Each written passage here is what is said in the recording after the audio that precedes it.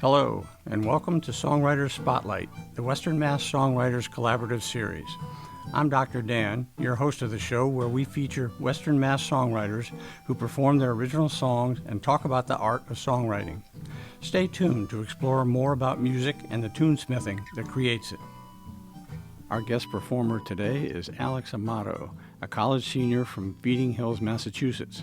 His songs are known for being singable, soul-stirring, and down-to-earth relatable. So this is my song Beat Up Motorcycle, which is about growing up in New England and riding around there in my hometown of Feeding Hills, Massachusetts.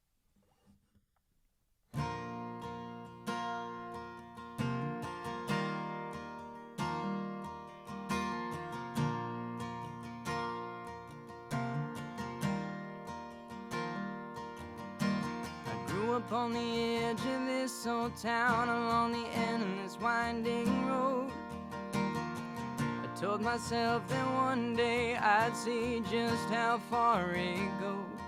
I worked a small-time job, scraping the grill, and the day I turned 18, I bought myself a beat-up motorcycle and a tank of gasoline, and my mama would pray for me.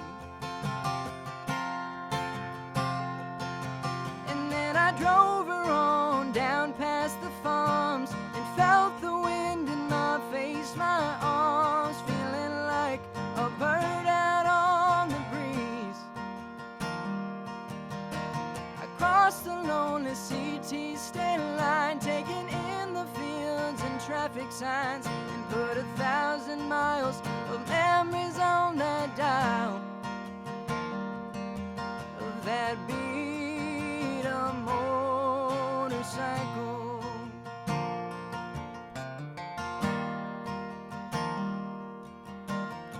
And since then some things have changed. I've gone and moved away. Found out life don't go as planned. There were some bills I had to pay. He asked me how she runs. I said, boy, she runs just fine. I watched her wheels roll down the road. The only thing on my mind were the times that I drove her on down past the farms and felt the wind in my face, my arms feeling like a bird out on the breeze. I crossed the lonely CT state line, taking in the fields and traffic signs, and put 1,000 miles of memories on that dial of that beat up motorcycle.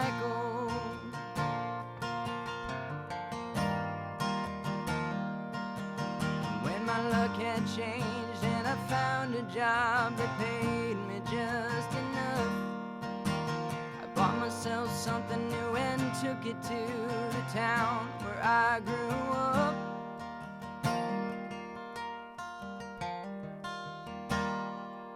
And then I drove her on down past the farms and felt the wind in my face, my arms feeling like I did at 18. Across the same old CT state line with country homes and traffic signs, and for the first time put the first miles on a dial. But I'll never forget the way it made me smile. That beat up motorcycle.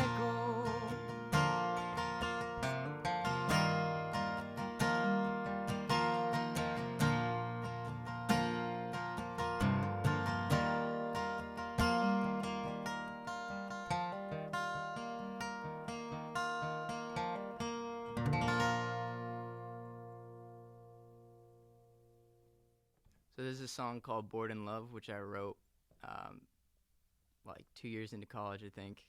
And it's a little bit about, I feel like I say this all the time, but it's about being young and stupid.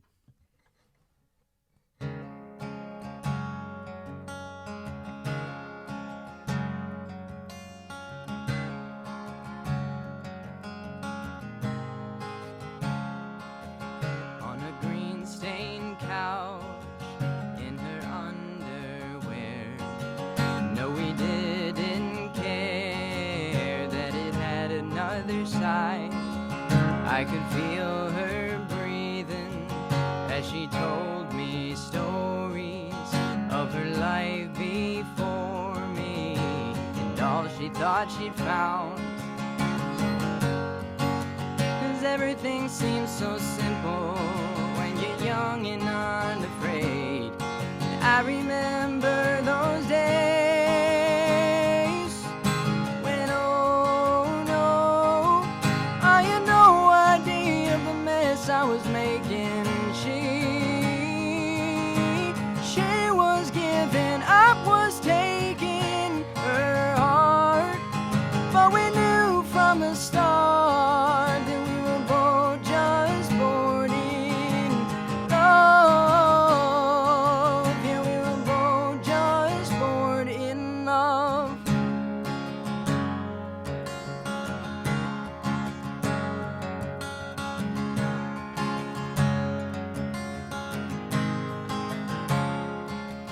And those Sunday mornings turned to Friday nights, and we tell each other it was for the last time. But the days are long and the world is small, and somehow we'd end up tangled up again. 'Cause everything seems so harmless when you're living in a daze with no price to pay. And oh no, I had no idea of the mess I was making. She was giving up, was taking her heart, but we knew from the start that we were both just bored in love. Yeah, we were both just bored in love. No, no. We were chasing something that we knew was so wrong, and no, no, no. Never thought reality would come along. And oh no, I had no idea of the mess I was making. She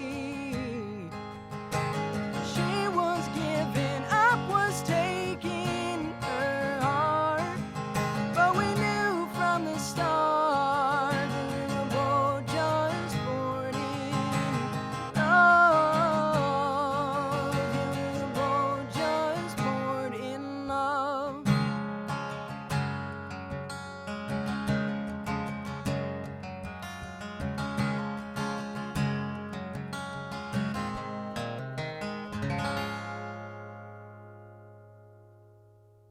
All right, this next song is one I wrote about a woman that I'd met at a show I was doing with a friend of mine, Ali Rossi, and a guitarist, Kenny Lynch, from the area.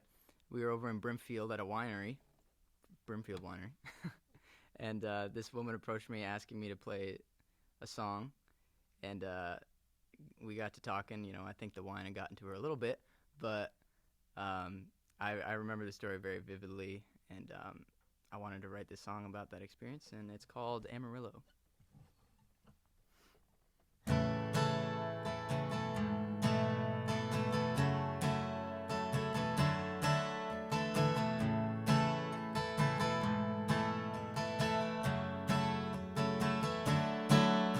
Summer in the north, warm sun through the pines, smell of sweet grass and strawberry wine, playing my songs for a map-dot town that day.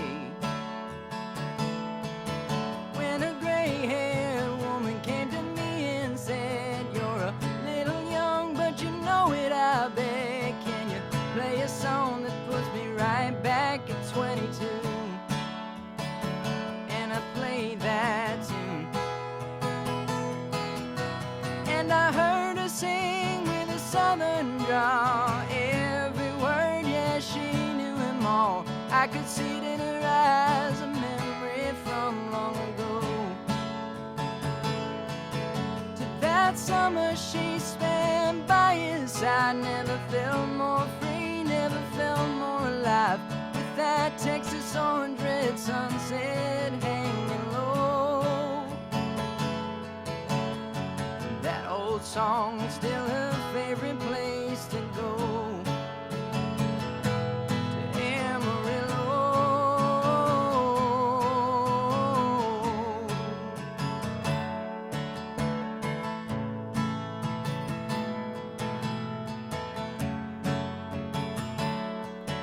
She was dancing with her eyes closed, swaying in the wind and holding that wine glass close to her chin, right here in front of me, but clearly lost in time. With my old guitar ringing out that song, just like she remembered in days long gone, put her right back to the bars on that moonlit street. When she looked at me, I heard her sing with a southern drawl, every word, yeah, she knew them all. I could see it in her eyes, a memory from long ago. To that summer she spent by his side, never felt more free, never felt more alive, with that Texas orange red sunset hanging low. That old song is still her favorite place to go, Amarillo.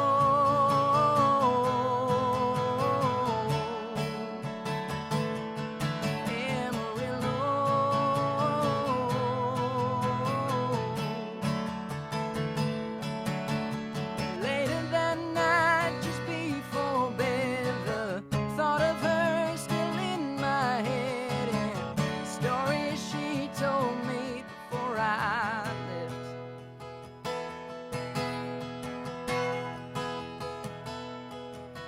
It's when I heard her sing with a southern drawl, every word, yeah, she knew him all, was the memory of a man she used to know. He spent his life right by his side till the faded night that they said goodbye. She held his hand tight and wouldn't let go. And he said, don't cry, just remember the good times that we used to know.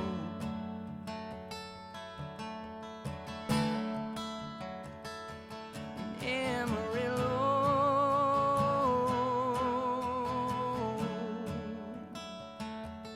Amarillo.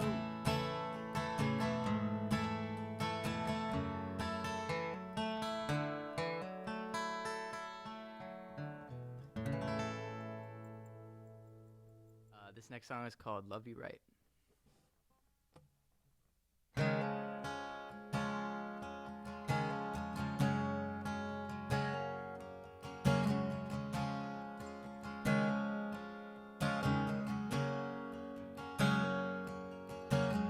Baby, put on your dress, we're going out tonight.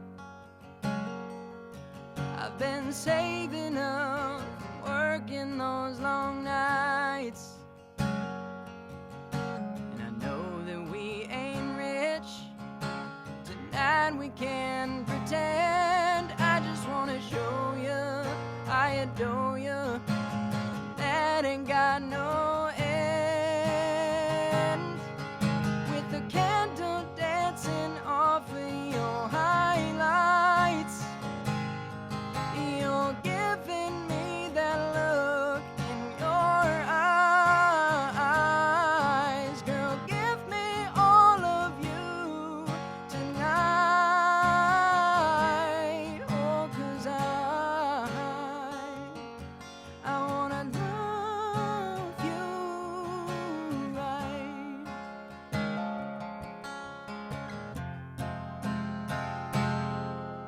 Your legs in those heels take my breath away. You look beautiful, is all that I can say.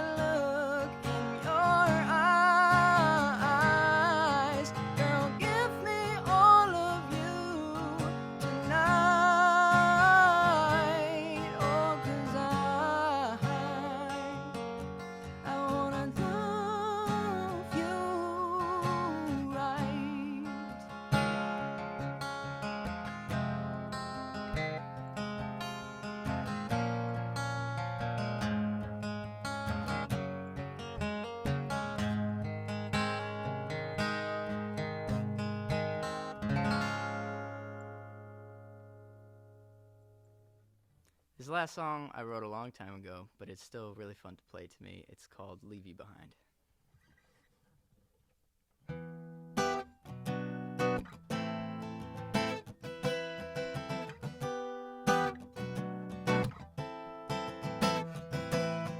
I've been staring at my phone for about 2 hours now, wondering what to do. There's a blue dot sitting next to your name that lets me know that it's my move. Just one word and your wheels roll up, 'cause just one time is never enough. And oh, I'm growing weak, 'cause every morning I say never again. But we both know that I've always been helpless and a little crazy. It's never a no, always a maybe. You got me running circles in my mind. I can't leave you behind.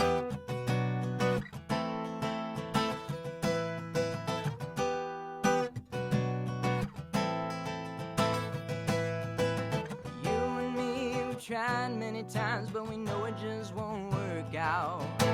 There's just one little thing that we can't live without.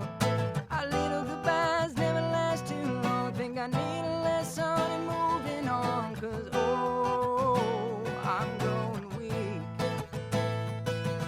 'Cause every morning I say never again. But we both know that I've always been helpless and a little crazy. It's never a no, always a maybe. You got me running circles in my mind. I can't leave you behind. Oh no, no, I can't leave you behind.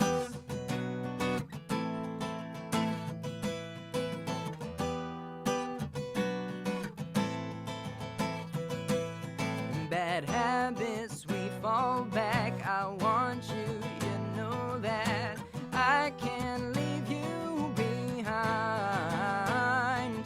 I've tried, but I give up. We fight, then we make up. I can't leave you behind. 'Cause every morning I say never again. But we both know that I've always been helpless and a little crazy. It's never a no, always a maybe. Got me running circles in my mind. I can't leave you behind. Oh no, no, I can't leave you behind.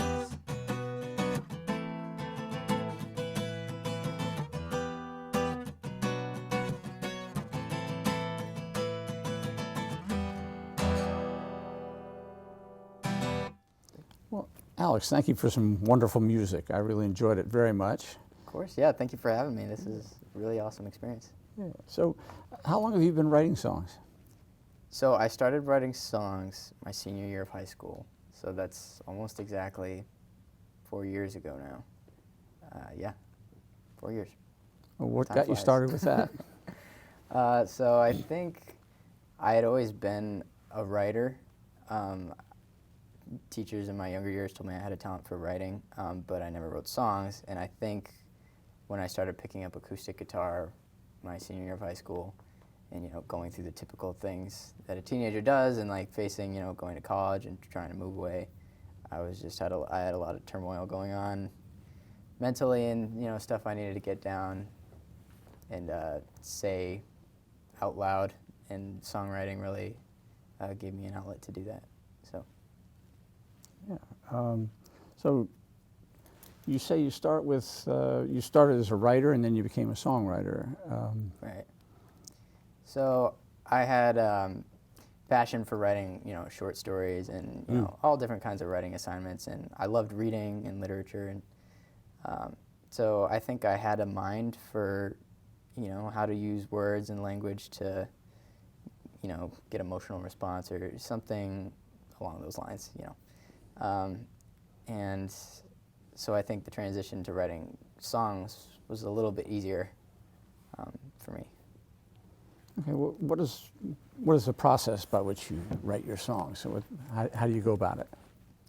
The process is mainly for me. I find that I sit down because I try to go after like volume. I try to go after, you know, write a bunch of songs, and eventually you'll get something that's good. So I sit down every day. You know, usually, you know, life gets in the way sometimes, but I sit down. I try to every day, and just write down whatever I can, whatever I'm thinking about that day, or you know, if I had an idea while driving or doing something throughout my day, I'll try to sit down and hash out a song about it. And then music usually comes later for me. I think I said 80% of my songs were written down first or typed down. You know, I do a lot of stuff on my phone or my iPad, and then I put music to it later. Very rarely do I find that I have like a melody in my head or a chord structure and I put words to it. That happens sometimes, but not as much as I'd want it to, because that seems like the easier way when everything just flows out at once, but that's rare for me. So the writing you do, is it in the form of prose or poetry? I think that when I'm writing lyrics, I do have an idea of, not the syntax, but I think I draw, when I have an inspiration, for when I hear a song, I take that structure of that song, and it's kind of repeating in my head in the background, so when I write, it's almost in that form. I don't think I'm going after anything specific like prose or any kind of, you know, structure like that. It's more free structured, if that makes any sense. Okay. So who are the songwriters who inspire you? I am very inspired by Chris Stapleton. I was introduced to him by my roommate my freshman year of college, and absolutely changed my whole position on, well, I did like country music, but I think it really threw me into the depths of country music, at least modern country music, because Chris Stapleton has this kind of, you know, old school vibe to him, and his writing is just incredible, and seeing his entire catalog, which has got to be thousands of songs large, there's not a bad song in there, and he's just an all-around crazy talent. So I really like him. I think a lot of stuff I do tries to emulate that. I was inspired to start writing and playing acoustic guitar by Ray LaMontagne.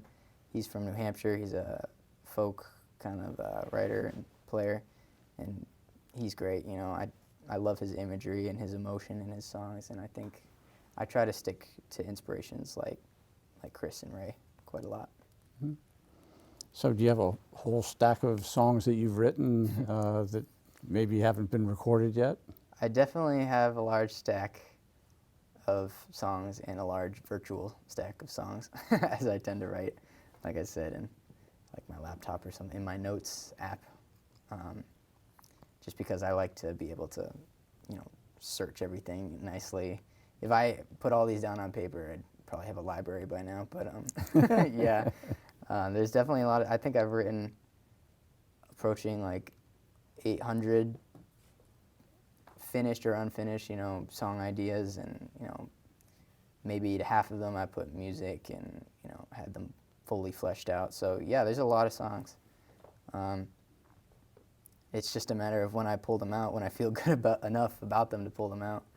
Like I was telling you before, the song I wrote, Beat Up Motorcycle, I was in my parents' basement just visiting for a time, and I was just writing this song, just super nostalgic song about, and I was fixing up the beat up motorcycle that I had bought recently and going through all that. And so I just wrote the story and didn't think much of it, and it was sitting in my songbook for over a year, and I pulled it out at an open mic, just like, oh, I'll sing this song, and people loved it. And so I figured, oh, well, I might as well play it around now. And so who knows what else is lingering in my catalog. It's funny how that works. Do you go back and resurrect songs that maybe you didn't think much of before? Yeah, sometimes. Like in that case, I definitely did, and it's it's a matter of finding them first, right? Because it's kind of a mess trying to find songs you wrote over a year ago among 800 other notes. But Yeah. So there's got to be a motivation. Maybe one day I'll like think of it and be like, oh, maybe that was actually pretty good. But the odds are slim. I think I'm more aiming towards to continue writing and to get new stuff out there. So. Mm-hmm. So, do you have an aspiration of being a songwriter or a singer-songwriter, or what? Do you have a sense of that yet? I think I have aspirations for both. Of course, you know, whatever happens, happens, and I have an equal love for both of them. Mm-hmm. And I put a lot of time and effort into both of them. But yeah, I think the ultimate goal would be to write good songs and be able to perform them too. But Mm-hmm. you know, if you can be an either or, I'm pretty sure that's a dream come true right there. So. Yeah. Have you met some professional songwriters, successful professionals? It depends on how you define successful, but I think I've met a lot of great songwriters, whether Mm-hmm. or not they do it commercially or, you know, have made large sums of money from it. I'm not sure, you know. I try not to press people too much on their on that side of their success. I see success as a really good song, and I've met a lot of people. I've recently started going to and joined the Western Massachusetts Songwriters Collaboration. Met great artists like Lisa Martin and Peter Newland, who lived down in Nashville for a time, and pretty sure Peter said he wrote on Music Row, and you know, he's been a great friend to me, a good help, and you know, I've met a lot of great writers through that collaboration locally, and I'm constantly learning from them and from what I hear, and yeah, it's a great time to to be in Western Mass right now. There's so many great songwriters, but yeah. Yeah, oh, absolutely. So you've been getting some ideas and some mentoring from some people who have longer experience in songwriting. If you were to mentor someone else, what would you say to them? Oh boy.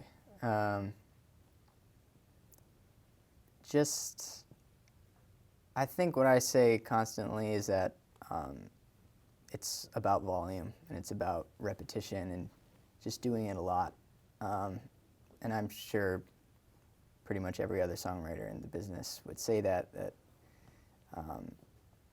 you need your practice and you can't sit down expecting to write a hit, because then nothing will come out. You know, you're just never going to be satisfied with what you put out. If you're scrapping ideas before they get on the page or halfway through the page, you're never going to have anything finished, and you're never going to gain, you know, the experience and the knowledge and the, you know, you just really got to work at it and keep working at it. Like, I'm 4 years in now, and I feel like I'm just reaching a point in my songwriting where I'm getting stuff that I like, you know? And maybe that'll change. Maybe, you know, someday I'll be satisfied with it, but it's just something you got to keep hashing out and keep practicing and just keep grinding with.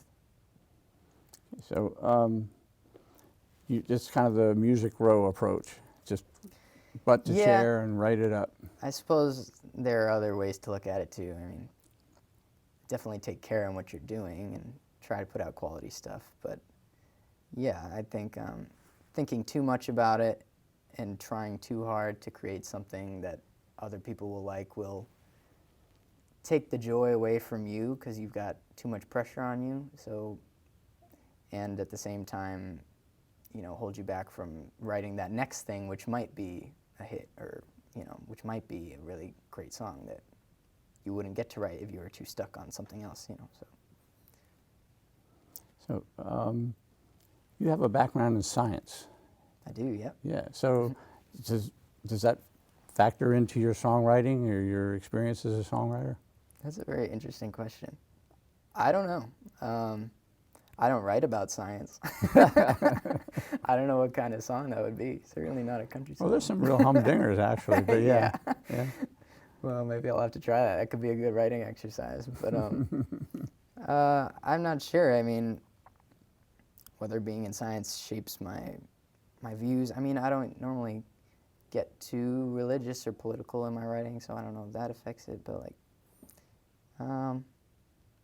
no, I'd say being in science keeps my is pretty separate from what I write about, and yeah.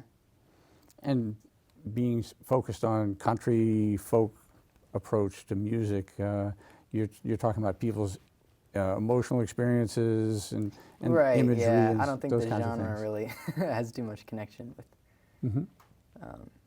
the science of chemistry.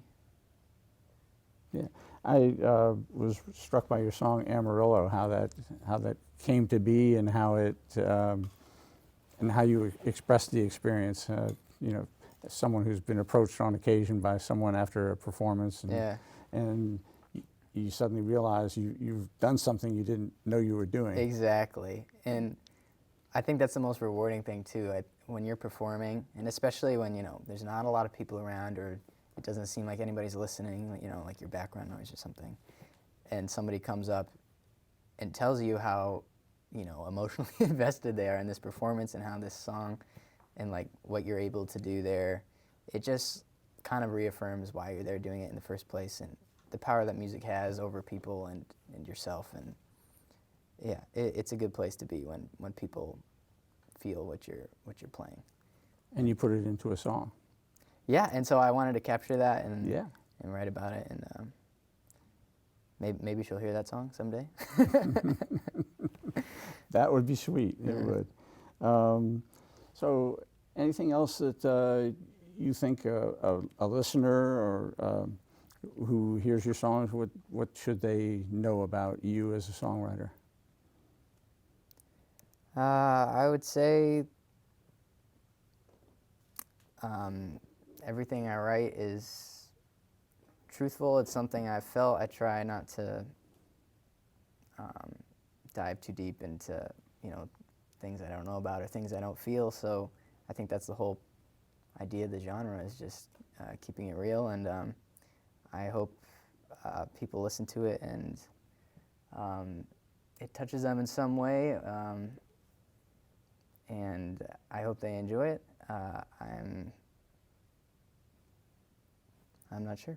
I don't know what else to say.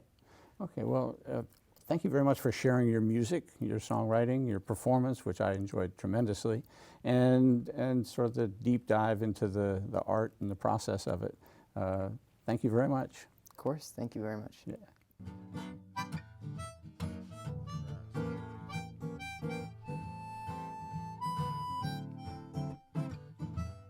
Thanks for watching our show. I'd like to acknowledge the support of the Western Mass Songwriters Collaborative, promoting the original music scene in Western Massachusetts. If you want to learn more about the collaborative, go to their Facebook page. Thanks for watching. I'm Dr. Dan. I hope you'll tune in again for the show that puts a spotlight on songwriters.